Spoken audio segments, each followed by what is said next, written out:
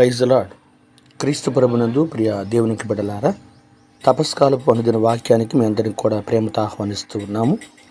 ఈనాడు పరిశుద్ధ గ్రంథ పట్టణాలు లూకా శుభవార్త 11వ అధ్యాయము 14వ వచనం నుంచి 23వ వచనం వరకు రాయబడి ఉన్నది.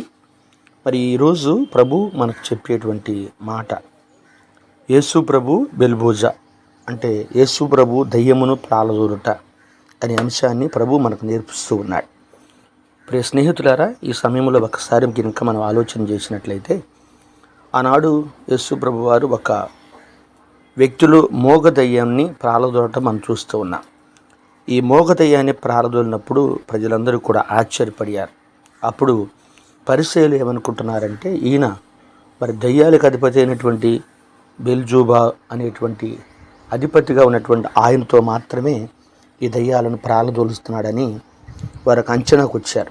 మరి స్నేహితులారా, ఈనాటి కాలంలో కూడా దేవుడు మన మధ్య అనేక అద్భుతాలు చేస్తున్నప్పటికి కూడా కొన్నిసార్లు దురాత్మ వలన జరిగింది, కొన్నిసార్లు దయ్యపు వలన జరిగిందని మనం చూస్తూ ఉంటాం.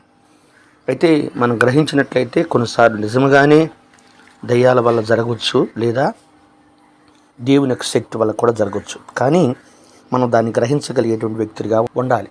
ఎందుకంటే దేవుడు చెప్తున్నాడు, లోకమునకు వెలుగు నేనే, నన్ను అనుసరించేవాడు అంధకారము తొలక జీవపు వెలుగును పొందుతాడని చెప్తున్నాడు. అంటే క్రీస్తు ప్రభు వెలుగు సంబంధీకుడు కనుక వెలుగులో జీవించేటువంటి వారు వెలుగును మనం నమ్మాలి. ఆ రీతిగానే మన అంధకారాన్ని కూడా తొలగించుకోవాలని చెప్తున్నాడు. మరి కొన్నిసార్లు మనం ఈ లోకంలో మరి దైవికంగా జీవించాలి కాబట్టి ఎల్లప్పుడూ కూడా దేవుని మీద ఆధారపడాలి. మరి సాతాను శక్తులను మనం ప్రాలదూరేటువంటి శక్తిని దేవుడు ప్రసాదించమని ప్రార్థన చేయాలి. మనం చూస్తూ ఉంటాం, అపోస్తలుడైన పౌలు గారు ఎఫెసీయులకు రాసిన పత్రికలో 4వ అధ్యాయంలో 27వ వచనం చూస్తే, సైతానుకు అవకాశం వస్తకొడుకుడు అని వాక్యం చెప్తుంది. అంటే సాధ్యమంత వరకు కూడా మనం ఎన్నిసార్లు అయినా ఏ సందర్భంలోనైనా సైతానును అంటే దయ్యపు శక్తులను మనం అవగాహన చేసుకోకూడదు. వాటిని మన దగ్గరికి రానియకుండా ఉండాలి.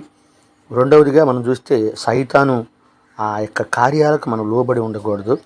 సైతానికి అసలు అవకాశమే ఇవ్వకూడదని చెప్తున్నాడు.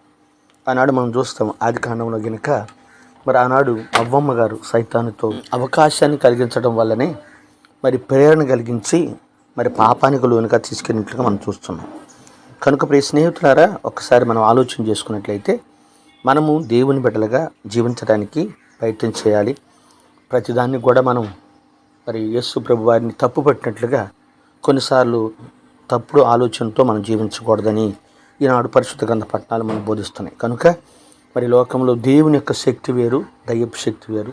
దానికి కూడా సాధ్యమైన శక్తి ఉంటుంది. కానీ మనం దేవుని యొక్క శక్తి మీదే ఆధారపడి జీవించాలని తన మాటల ద్వారా గ్రహించగలిగేటువంటి ఆ మాటల ద్వారా ఉండాలని చెప్తున్నాడు. అందుకని ప్రభు ఆఖరి మాటలు చెప్తాడు, నాకు ప్రతికూలుడు, నాకు ప్రోగు చేయవాడు, చెదరగొట్టువాడు అంటాడు. నా పక్షమున ఉండేవాడు నాకు ప్రతికూలుడు అని తన మాటలతో చెప్తున్నాడు. కనుక మరి మంచి క్రైస్తవులుగా ఈ మాటలను అర్థం చేసుకుని దేవుని బిడ్డలుగా జీవించడానికి ప్రయత్నం చేద్దాం. పితా పుత్ర పవిత్ర ఆత్మనామమున ఆమేన్. ప్రార్థన. మహిమగల దేవ, పరలోక రాజ్య, ఘనమైన తండ్రి, నీ పరిశుద్ధమైనటువంటి పాదాలకు వందనాలు. గడిచిన కాలం అంతా కూడా నీ రెక్కల మాటలో కాచి మీ చిత్తాన్ని బట్టి ఈ దినాన ప్రభువా మేమందరం కూడా ఈ వాగ్దానంలో పాల్పంచుకున్నందుకు ఆ మాటలు మా జీవితాల్లో పలబడుతున్నట్లుగా సహాయం చేయమని, మీ కృపా కనికరములు మా మీదను, మా యొక్క పీఠాధిపతులను, గురువుల మీదను, మా యొక్క ఫ్రాన్సిస్ గారి పైనను దయగా ఉండమని, గురువులను మఠవాసులను కూడా జ్ఞాపకం చేసుకోమని, మీరు సంపాదించుకున్న విశ్వాసులందరికీ కూడా మంచి ఆరోగ్యమును, దీవెనను, క్రీస్తును నమ్మి జీవించే బిడ్డలుగా తయారు చేయమని మా నాథుడును మీ ప్రియకుమారుడైన యేసుక్రీస్తు ద్వారా అడిగి ప్రార్థించి వేడుకొంచున్నాము తండ్రి, ఆమేన్. ఎట్లు మీ సహోదరుడు జాన్ కుమార్.